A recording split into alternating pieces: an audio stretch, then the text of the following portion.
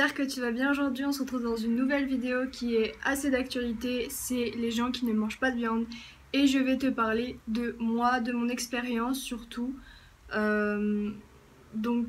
J'ai fait énormément de notes. Je vais te parler de énormément de choses. Je pense qu'il faut vraiment que tu te prennes une petite boisson, un thé, un café, ce que tu veux, parce que je vais beaucoup parler. J'ai également pris mon carnet de notes que tu commences à connaître. J'ai écrit des choses vraiment très essentielles et donc je vais devoir suivre un certain plan que je me suis donné pour que tu puisses comprendre et que tu puisses avoir la suite logique des choses. Attention, je tiens à préciser que je ne fais pas cette vidéo pour accuser les gens.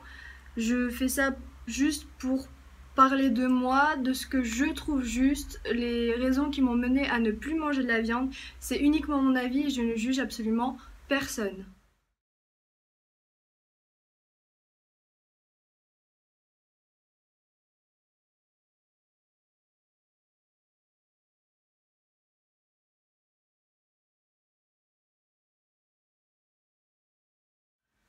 On va débuter par déjà la première question, pourquoi je ne mange pas de viande? Eh bien tout simplement c'est parce que au départ, il y a quelques années quand j'étais beaucoup plus jeune, je recevais quand même beaucoup de critiques, de moqueries de mon entourage et de gens à l'extérieur, notamment sur mon poids, ma santé, mes problèmes de peau, tels que la fatigue, etc. Des choses que j'ai ressenties personnellement comme la fatigue, justement je te le disais, le stress. Ensuite, ce qui s'est passé, c'est que je me suis quand même vachement intéressée à tout ce qui est nutrition, alimentation, et j'ai justement ouvert les yeux sur ce que j'avais vraiment dans mon assiette. J'ai commencé à me poser des questions, pourquoi je mange ça, et puis ça, et puis ça, et qu'est-ce que ça m'apporte, etc., etc. Et j'ai découvert du coup que la viande n'était pas faite pour notre intestin. Je vais t'expliquer ça dans la suite de la vidéo. C'est aussi à ce moment-là que je me suis renseignée sur toutes les vidéos qu'on a pu voir des abattoirs tels que L214. Je me suis aussi renseignée sur le corps humain comme je te le disais et sur l'impact écologique qui est quand même assez conséquent. Je pense que ça tu le connais déjà, je vais te dire 2-3 choses dessus, mais c'est pas spécialement ce que je vais développer dans cette vidéo-là. Je vais surtout parler du fait de pourquoi je ne mange pas de viande et qu'est-ce qui m'a amené à ça. Donc en gros j'en ai surtout conclu que c'était notamment pour ma santé déjà de base que j'ai arrêté. Ensuite c'était aussi pour l'éthique et pour l'écologie, c'est vraiment des choses qui sont très importantes pour moi, voilà.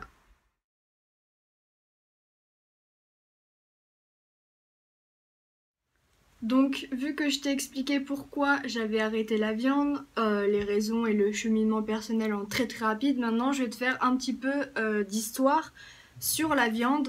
J'ai aussi mon autre carnet où j'écris énormément de choses, où là j'ai absolument toute l'histoire, on va dire, de l'humanité en très réduit.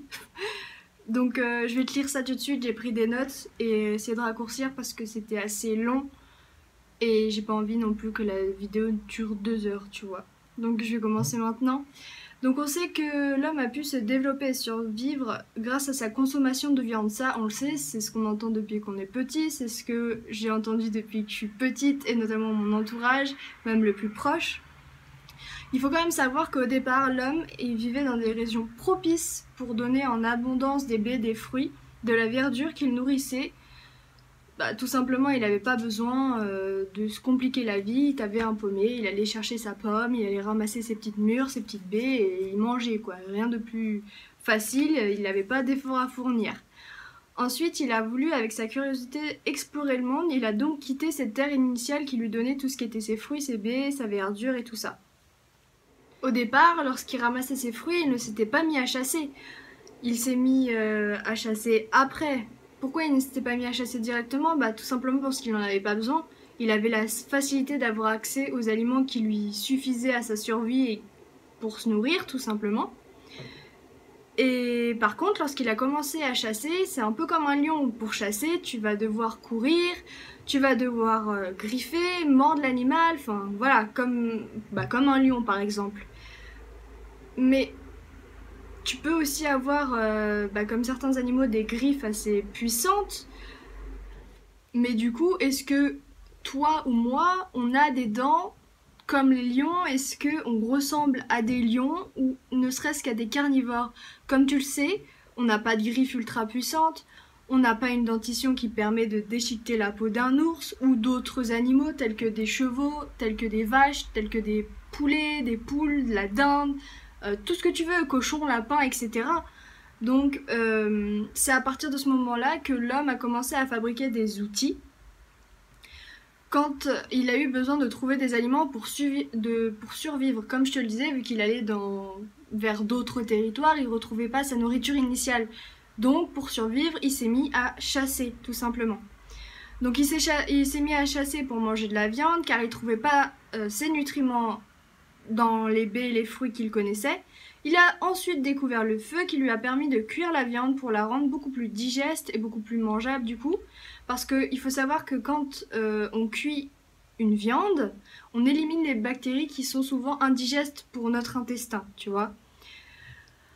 Mais malgré tout ça, je me suis quand même demandé, et j'ai quand même cherché dans cette histoire-là, est-ce que ces aliments sont vraiment adaptés aux besoins physiologiques de nous, de notre être, les humains? Je me suis aussi demandé pourquoi, personnellement, lorsque je mangeais de la viande, je me sentais souvent ballonnée, j'avais des nausées, 2 jours après, j'avais toujours du mal à digérer et je comprenais pas spécialement pourquoi. Et donc du coup, je me suis intéressée à ça justement et je voulais te demander si tu étais au courant que la consommation de viande, elle faisait perdre beaucoup plus d'énergie quand on la consomme que ce que ça nous rapporte. En gros, si j'essaye de te simplifier la chose, ça engendre... comment t'expliquer? En gros, c'est comme si tu avais une batterie d'énergie qui se consumait beaucoup plus vite et beaucoup plus rapidement jusqu'à atteindre ton capital d'énergie beaucoup plus vite.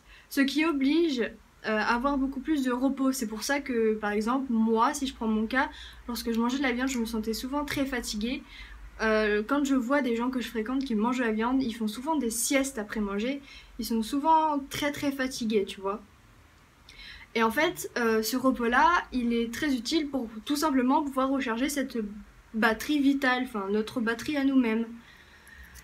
Du coup, certes, on a besoin du coup de tout ce qui est protéines, fer, vitamines, notamment la vitamine B12 dont j'ai entendu énormément parler, au détriment de notre batterie d'énergie. Mais ce qu'on sait aussi, c'est que dans les végétaux, on retrouve ces éléments dont on a besoin. Donc pour moi, on n'a pas forcément besoin de viande pour s'alimenter de tout ça. Après, je sais que la B12, on la retrouve notamment dans les œufs, dans le fromage aussi.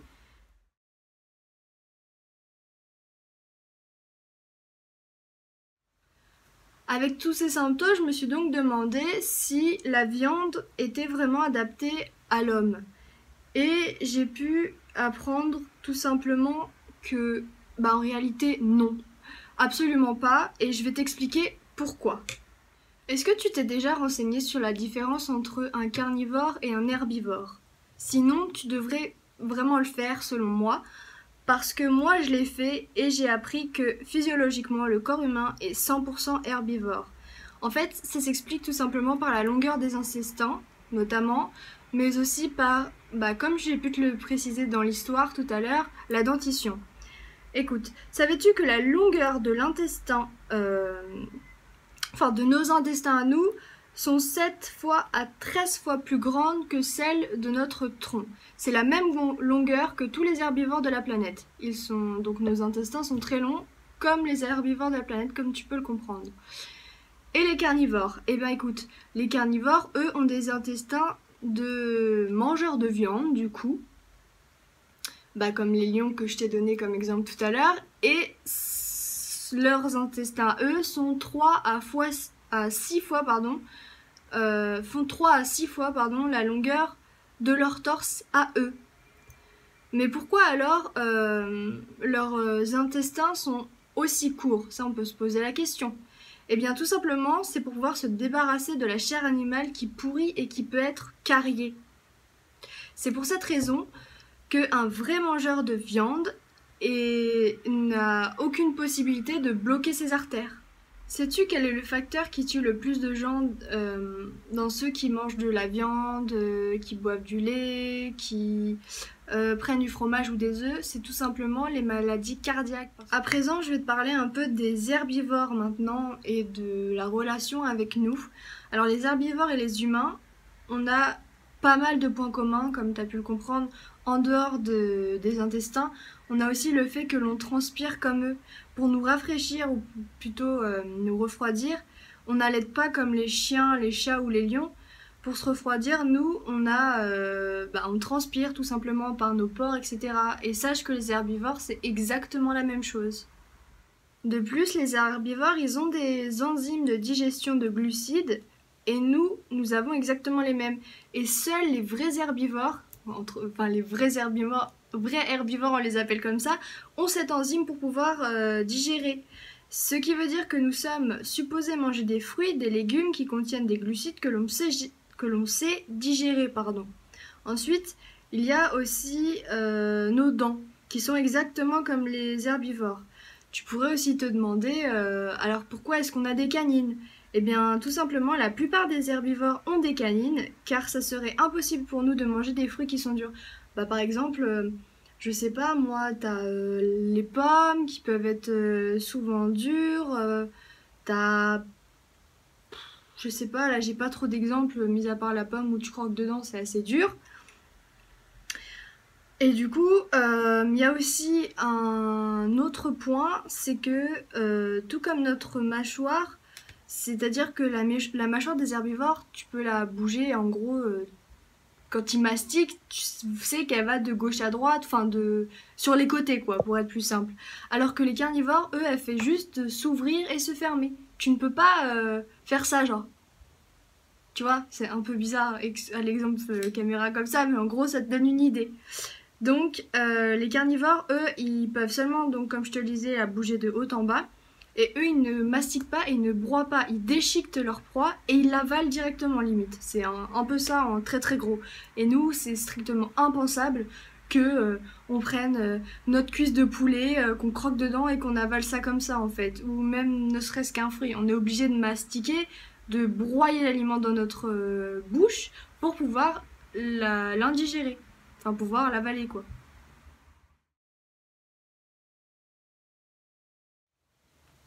Donc avec tout ça, tu peux te demander, ou du moins certaines personnes pourront se demander, alors pourquoi on en mange, pourquoi on en vend, et pourquoi on nous dit que c'est soi-disant aussi bon. Écoute, il y a plusieurs raisons. C'est par exemple déjà les croyances, notamment sur les mythes des protéines, comme celui du calcium pour les produits laitiers. Je compte te faire une vidéo concernant les produits laitiers, parce que je pense que c'est aussi important. Mais aussi les mythes donc pour la santé, c'est-à-dire les carences. Il y a aussi le fait du goût, le fait par la tradition qu'on mange de la viande depuis des années, on va dire ça comme ça, les habitudes, la tradition, et le fait que c'est en gros ancré dans la famille des gens, quoi. En plus de ça, le fromage, le lait, les œufs, la viande...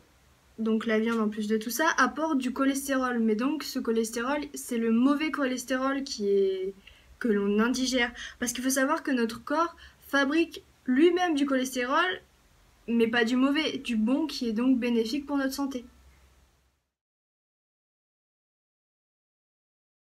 Ensuite, on a une question qui revient souvent, qu'on me demande souvent, c'est surtout comment et où est-ce que tu vas trouver du coup tes protéines.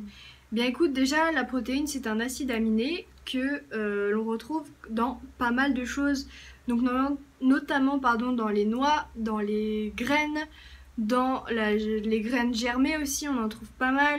Il y a dans certaines salades, tu peux en trouver aussi dans les algues, tu vas en trouver par exemple dans du quinoa, la spiruline, de l'avoine, du tofu, les laits végétaux, des légumes verts, le sétan, les haricots, les petits pois, tout ça quoi. Donc comme tu as pu le comprendre dans pas mal d'éléments. Il y a aussi la question du fer qui joue beaucoup parce que on nous a toujours dit que la viande rouge apportait du fer. Écoute, pour le fer, on peut en trouver aussi dans pas mal de choses, notamment moi je peux en trouver dans les lentilles et je sais que ça Et le chocolat noir cru, ça c'est très très bien aussi.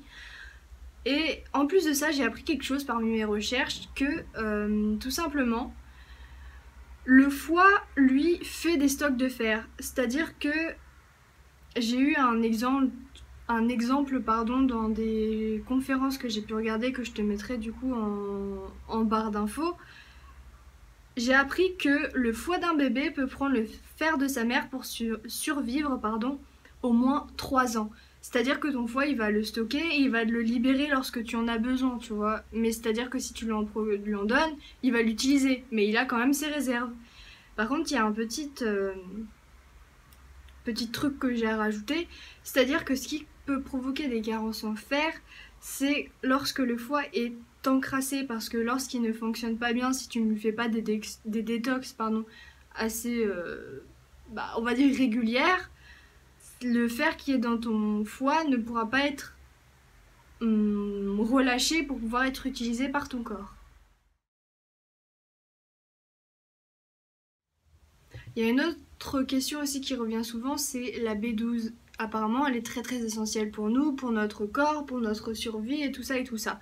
Donc, vu que j'ai arrêté de manger de la viande et je me suis dit, comme j'en ai toujours entendu, il faut des compléments de ceci, de cela, pour pas être carencé, etc., etc. Exactement la même chose que les protéines. Je me suis surtout du coup basée sur cette fameuse B12. Et j'ai appris que, en réalité, la B12, elle s'appelle la cobalamine. Elle est fabriquée dans notre tube digestif et plus précisément dans le côlon. Elle se fabrique à partir du cobalt que l'on consomme, qui est un minéral qu'on trouve dans certains de nos aliments, qui lorsqu'il arrive dans notre côlon, avec la flore de fermentation, de putréfaction, ça se modifie. Il y a donc de la cobalamine, et en fait, en réalité, si tu veux mieux comprendre, c'est-à-dire qu'on fabrique nous-mêmes notre propre cobalamine à partir du cobalt que l'on consomme. Donc en réalité, si on regarde les compléments, parce qu'en général, je me suis aussi renseignée sur les compléments alimentaires en B12, j'ai appris qu'en général, il y en a certaines où tu as du cyanure dedans. Et il faut regarder derrière les étiquettes si ça s'appelle le cyanocobalamine. Ça veut dire que donc ta B12 est véhiculée par du cyanure. Il faut aussi savoir que certains mangeurs de viande sont aussi carencés en B12 et le problème c'est pas d'où vient la B12, on va dire ça en quelque sorte, c'est pas tel ou tel aliment qui va te le procurer, c'est tout simplement le fait que ton corps ne va pas absorber, il y aura juste un souci d'absorption, ce qui provoquera du coup une carence. Donc aussi il y a le fait que si on est par exemple végétarien, on va manger beaucoup de pâtes, de frites, de pizza, de légumineuses en abondance, on va avoir une espèce de colle qui va se créer, donc un certain mucus qui va empêcher le fonctionnement normal de l'organisme, et c'est à ce moment-là qu'il est fort possible que ton organisme n'arrive pas à fabriquer ta propre B12. Voilà, je vais pas utiliser le mot cobalamine, mais en gros c'est ça. De plus, il faut savoir qu'on n'a pas trop à s'inquiéter de cette fameuse B12 lorsqu'on mange énormément de fruits, de légumes et de verdure. Vient aussi un élément très important pour moi qui est la souffrance animale, donc assez éthique. Je vais commencer par la souffrance animale. Donc au début j'ai découvert une conférence de Gary Yourofsky, j'espère que je le dis bien, ainsi que toutes les vidéos de L214, des abattoirs, etc. Sachant que je le suis tout le temps, une grande amoureuse de tout ce qui est, de tous les animaux, etc. Je pouvais pas me voir les manger en fait. Lorsque j'ai eu un regard différent dessus et que par exemple on m'a porté, j'en sais rien moi, j'ai pas trop d'exemples là, on va te dire un morceau de bœuf, savoir que c'est l'animal que j'ai vu dans le champ à côté de chez mon arrière-grand-mère par exemple, ça me faisait bizarre en fait. Donc après avoir visionné toutes ces vidéos d'abattoirs, je me suis rendu compte que c'était vraiment insupportable pour moi et que l'heure actuelle, ça me faisait, et toujours à l'heure actuelle, ça me faisait toujours autant de mal. Et c'est insupportable pour moi de savoir que 98% des animaux, ils sont abusés et tués. Tout simplement pour notre plaisir de manger de la viande ou notre addiction. Je peux mélanger un peu les deux. Et savoir aussi que manger de la viande, c'est manger du muscle, de la chair, du sang. Il y a des veines aussi, il y a des tendons. C'est quelque chose qui me donne pas du tout envie. Et je pars d'un certain principe, c'est que si moi je suis incapable d'aller courir après l'animal, le tuer de mes propres mains, sans outils évidemment, parce qu'il faut se rappeler que les carnivores, eux, ils ont pas, je sais pas moi, des lances, ils ont pas des cages pour les attraper, etc. Donc si moi je suis incapable de le faire, que je suis incapable, surtout aussi incapable de tuer moi-même l'animal de mes propres mains, euh, non, ça sert à rien que je mange de la viande, c'est... Il y a aussi l'impact écologique, notamment la pollution et la faim dans le monde. Par exemple, on sait que la pollution de l'eau, de l'air, la déforestation est surtout causée par l'agriculture intensive d'animaux. Et ça, bah, moi qui suis assez adepte de l'écologie, de tout ce qui est environnement, ayant passé mes études dedans et euh, espérant travailler là-dedans, c'est quelque chose qui me touche personnellement et qui est très ancré en moi et je me vois pas détruire la planète, continuer avec tout ça en fait. Ensuite, on a aussi la faim dans le monde. Et ça, c'est quelque chose que je vais te lire parce que je l'ai tiré de une des conférences et chaînes. Enfin, je te mettrai tout en barre d'infos. On a les sociétés de consommation de viande. C'est 65% de la production mondiale de grains et de mise de 65% de la production mondiale de grains est mise de côté pour nourrir 53 milliards d'animaux terrestres qui sont ensuite tués tous les ans sur cette planète, en plus des dizaines de milliards d'animaux marins qui eux aussi sont tués pour notre propre consommation. Donc, j'ai réfléchi un instant et je me suis dit, attends, tu vas aller acheter, tu vas consommer de la viande ou du poisson, ça à voir. Enfin, les deux, de toute façon, c'est regroupé, de la viande et du poisson. Mais là, je vais partir plus sur la viande pour t'expliquer. Je me dis, on produit énormément de céréales qui, elles, vont servir à nourrir des animaux que l'on va tuer pour les manger. Alors déjà, de 1, je me suis dit, au lieu d'utiliser les ressources céréalières pour nourrir les gens qui meurent de faim dans le monde, on les donne à des animaux. Ouais, ok, pourquoi pas, on laisse crever des gens alors qu'on pourrait tellement subvenir à leurs besoins avec ne serait-ce qu'un peu de céréales. Il y a déjà ça. Et il y a le fait aussi de ne pas nous-mêmes aller chercher à la source. C'est-à-dire que dans une conférence que je te mets en barre d'infos, je te conseille vraiment de la voir. Mais je me suis surtout rendu compte que tu vas aller puiser des nutriments, des minéraux, des vitamines, tout ça dans un animal au lieu d'aller les chercher à la plante. Tu vas laisser l'animal manger la plante, tu vas prendre l'animal, tu vas le tuer pour le manger.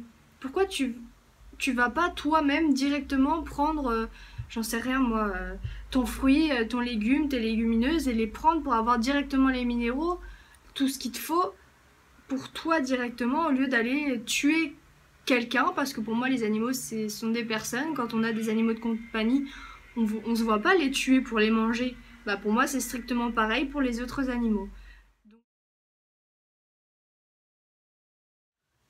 Voilà, tu sais tout de pourquoi, comment, etc., etc.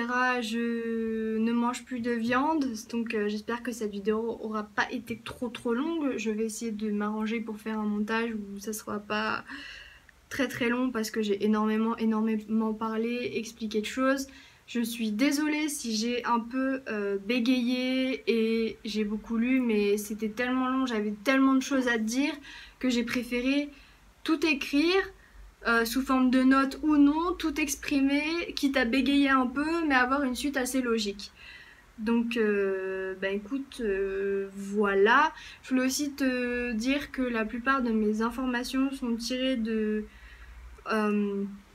c'est pas des magazines santé parce qu'il y a surtout de la webconférence. Bah, c'est surtout ça en fait, des webconférences. Et une chaîne YouTube, je te mets, comme je t'ai dit, les deux en barre d'infos. La vidéo de Gary Yourofsky, j'ai vraiment du mal à parler, c'est un truc de fou. Je te la mets en barre d'infos, elle dure, on va dire, 1 heure. Tu vas avoir 45 minutes où il va t'expliquer les choses. Ensuite, tu vas voir la partie question-réponse qu'il a faite. C'est en anglais, c'est sous-titré en français. Mais franchement, il faut vraiment que tu au moins prennes 1 heure de ta vie. Franchement, je te demande pas grand-chose pour regarder ça. Et tu comprendras encore plus ma démarche. Mais aussi une chaîne YouTube de Julian Haller qui lui est iridologue et naturopathe. Donc je te mets tout ça en barre d'infos. Je te prie de pas trop critiquer dans les commentaires parce que je rappelle juste que c'est pas pour te forcer à changer ton mode de vie, ton alimentation, etc. C'est juste pour te donner mon expérience, te donner les raisons de pourquoi, parce que j'ai l'impression que dans ce monde, on doit beaucoup se justifier de pourquoi je veux plus manger ci, je veux plus manger ça. N'oublie pas qu'il faut toujours rester bienveillant envers les autres et c'est ce que j'essaye de faire personnellement au quotidien. Donc je te dis à la prochaine dans une prochaine vidéo. Salut!